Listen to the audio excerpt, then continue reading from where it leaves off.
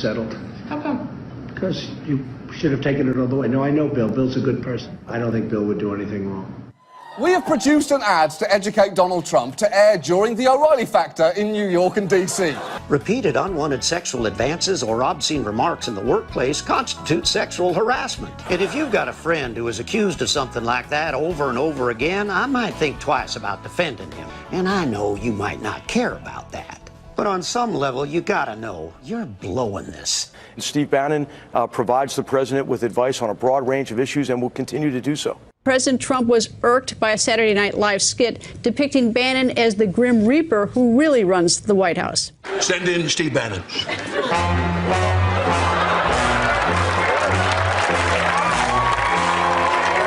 Okay, Donald, that's enough fun for tonight. Can I have my desk back? Yes, of course, Mr. President. I'll go sit at my desk. Yeah. Bannon and the president's son-in-law and senior advisor Jared Kushner feuding over a growing ideological divide. Bannon's nationalist views clashing with Kushner. It got so bad, Bannon reportedly told Kushner, "You're a Democrat." And in the middle of it all, President Trump. Sources tell ABC News the president intervened, telling his two aides to, quote, work it out. That during the campaign, he had a very specific plan for how he would welcome his Chinese counterpart. He's getting a big dinner free at the White House, addressing the UN. If you were president, would you throw him a big dinner? I would not be throwing him a dinner. We've had this conversation. I'd get him a McDonald's hamburger and I'd say, we got to get down to work. So you would be confrontational with the Chinese? You're saying, look, I'm not giving you a dinner. Here's a Big Mac? I mean, really? Is that what you're going to do? I would give him but I'd give him a double, probably a double-sized Big Mac. If you get up every day and try to make Donald Trump's ludicrous and dangerous pronouncements sound normal and sane, you are an enabler. Go Trump! He represents the godly people of the United States of America. You think he's always acted like a good Christian? Absolutely. Yeah. How can you build that kind of empire if you're not praying to God for good things every day? And have you seen this psycho who will not only blindly repeat anything Trump says, no matter how crazy? We know for a fact you have massive numbers of non-citizens registered to vote in this country. Is such an ass licker, he licks the ass of people who lick Trump's ass. I do want to say that Sean Spicer, as always, is 100% correct, and that what he said is true and important, and I agree with it. The man for this time in history, and God will use him. And I don't know that he's going to even be aware of how God is going to use him. You don't think he even knows what his relationship with God is? Absolutely, I think that. And I think Trump is the new hero for America. People trust Donald Trump, okay? Even if they don't admit to it. I give President Donald Trump, an A. And to be honest with you, if I had a marker, I would put a plus next. We put America first when it comes to trade. We put American jobs and American workers first. Thank you, Mike. Thank you, everybody. You're going to see some very, very strong results very, very quickly. Thank you very much. Mr. President, today with your tweet, were you trying to tell the Justice Department to grant immunity to Michael Flynn? Were you trying to do that, Mr. President? Was that your intention, Mr. President, sir? Thank you, President. Mr. President, was that your intention, Mr. President? Was that your intention, sir?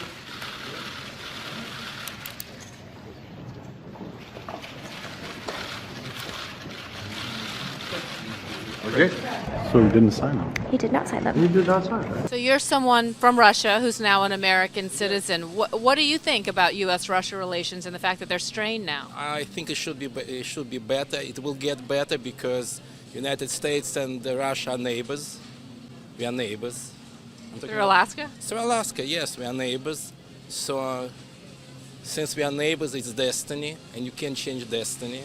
I think everything's going to be okay.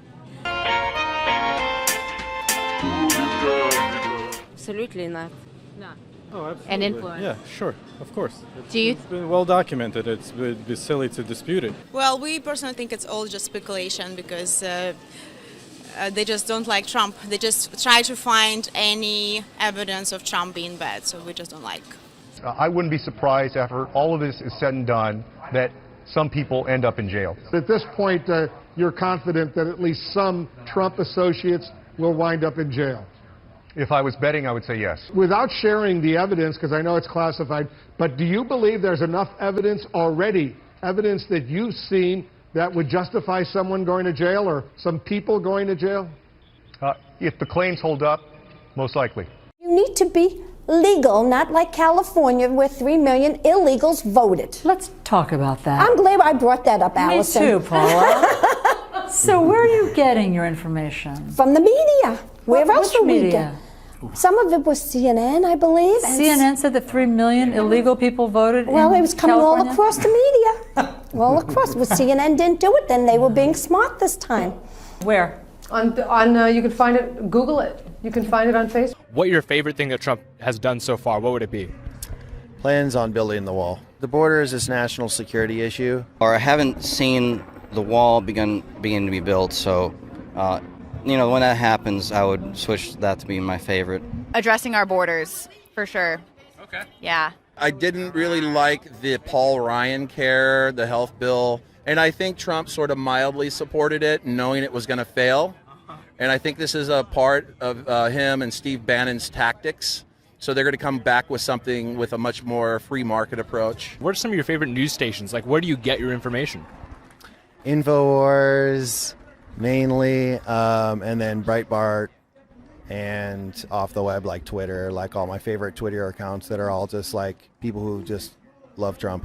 Every single thing that he's done is exactly what he said he was going to do. But healthcare, some people put in the lost column. The travel ban is not yet in effect.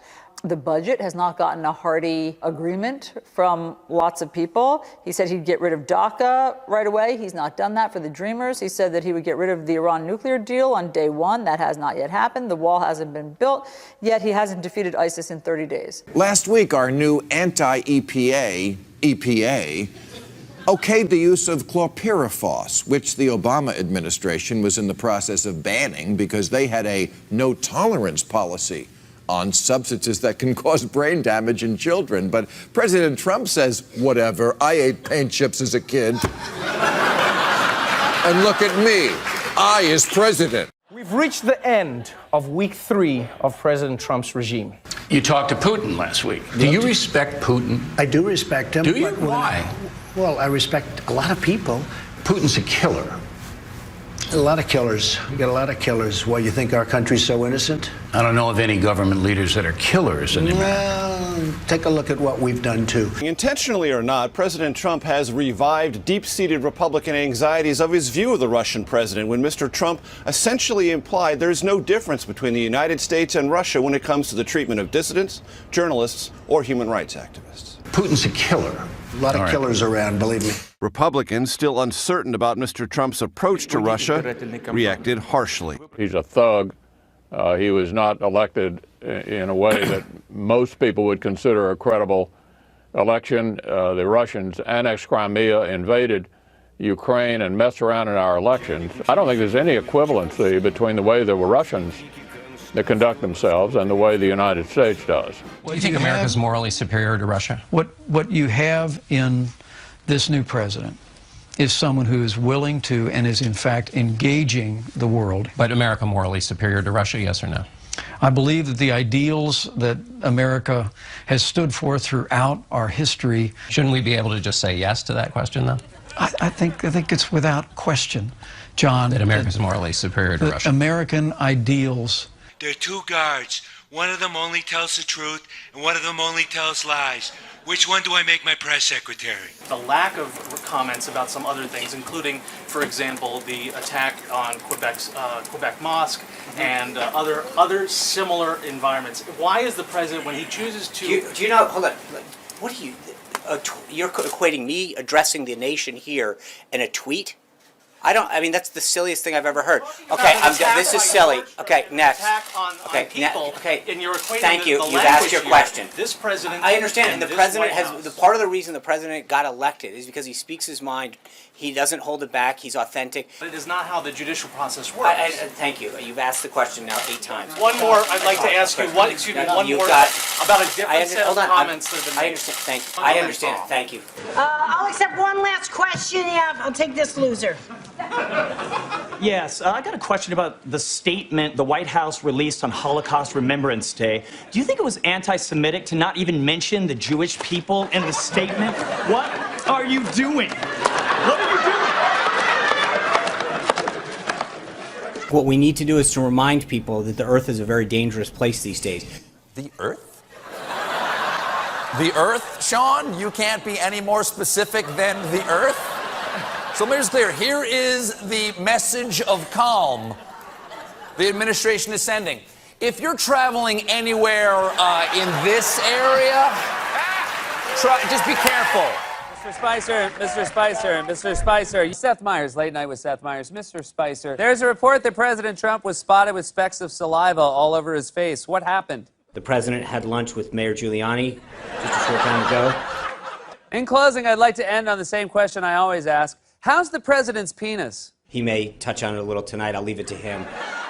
The president used Twitter to attack the federal judge who blocked his travel ban. He tweeted Sunday, if something happens, blame him and the court system. This morning, President Trump tweeted the opinion of this so-called judge, which essentially takes law enforcement away from our country, is ridiculous and will be overturned. What is our country coming to when a judge can halt a Homeland Security travel ban and anyone, even with bad intentions, can come into U.S.? We're not going to divide families. You are welcome here. You are safe in Boston. We will do everything lawful in our power to protect you. If necessary, we will use City Hall itself to shelter and protect anyone who's targeted unjustly. We have your back. Our diversity is our strength. The city of New York, quite frankly, is quite tolerant of undocumented immigration. I happen to agree with that. I think New York City should not deal with undocumented immigrants in a harsh way. I think they make a big contribution to the life of the city, and we're much better off being sensible and practical about it. That used to be our mayor before he was tragically swallowed whole by a xenophobic howler monkey. Just hours ago, the so-called Federal Court of Appeals just upheld the suspension of Trump's immigration ban. In reaction to that, Trump tweeted in all caps, "See you in court. The security of our nation is at stake. I'll see you in court." That's where we are already. Well, then I'll see you. Come out, and then we go back in. My daughter Ivanka has been treated so unfairly by Nordstrom. She is a great person, always pushing me to do the right thing. Terrible. Apparently, the clothes were not selling well, and dropping an underperforming brand is a decision any businessman would understand, except one, who tweeted, "My daughter Ivanka has been treated so unfairly by Nordstrom. She is a great person, always pushing me to do the right thing." So evidently, she doesn't push that hard. Trump complained, "My daughter Ivanka has been treated so unfairly by Nordstrom. She is a great person, always pushing me to do the right thing. Terrible." As a daughter, I would hope that my father would defend me and would defend anything that I did.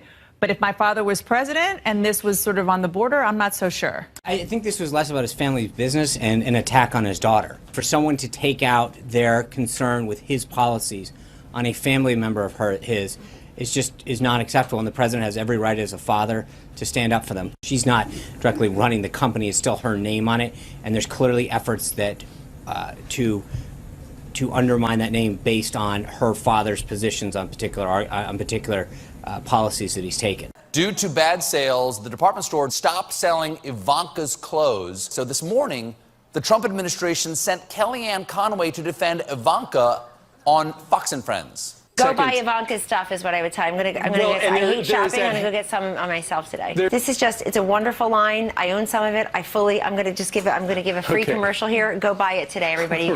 From now on, the only network Kellyanne Conway should be allowed on is QVC. It's a wonderful line. I own some of it. I'm going to give a free commercial here. Go buy it today, everybody. Kellyanne has been counseled, and that's all we're going to go with. She's been counseled on that subject, and that's it. An employee shall not use his public office for the endorsement of any product or for the private gain of friends or relatives. I'm going to give a free commercial here. Go buy it today, everybody. You can find it online. Wow, I'm going to give a free commercial. Go buy it. I love how in less than 3 weeks, we've gone from the presidency and Trump businesses are totally separate to come on down to the White House and buy. Buy Trump or get dumped. All our dignity must go. The U.S. military is now looking to rent space in Trump Tower. The move is intended to allow military personnel to work alongside the president when he's back home in New York City. Estimates are that it could run over $1 million a year for the rent. Things are actually going great for Melania Trump. You know, she's got Trump Tower all to herself. President Obama had a 6-month ban on the Iraqi refugee program after 2 Iraqis came here to this country, were radicalized, and they were the masterminds behind the Bowling Green massacre. I mean, most people don't know that because it didn't get covered. Now, if you were embarrassed you didn't remember the Bowling Green massacre, don't be. It's an incident that never happened. President Obama banned Iraqi refugees in 2011, a claim that is also false. Refugees continue to be admitted to the United States during that time. You cited a massacre that didn't happen. You said the media didn't cover it. No, what I meant is the media didn't cover the masterminds. The massacre happened in Iraq. The masterminds were The here. media did cover the masterminds. A little bit at the time. Is CNN fake news? No, I don't think CNN is fake news. I think there are some reports everywhere, in print, on TV, on radio, in conversation, that are not well researched and are sometimes based on falsehood. That's human nature, but it has to go both ways. How about the president's statements, Kellyanne? How about the president's statements that are false, like the murder rate is the highest it's been in almost half a century? False. How about the fact that the media doesn't report on terrorist attacks? False. I'd say that in a speech, and everybody was surprised, because the press doesn't tell it like it is. It wasn't to their advantage to say that. But the murder rate is the highest it's been in, I guess, from 45 to 47 years. He said it's the highest murder rate in 47 years, and the media doesn't report it.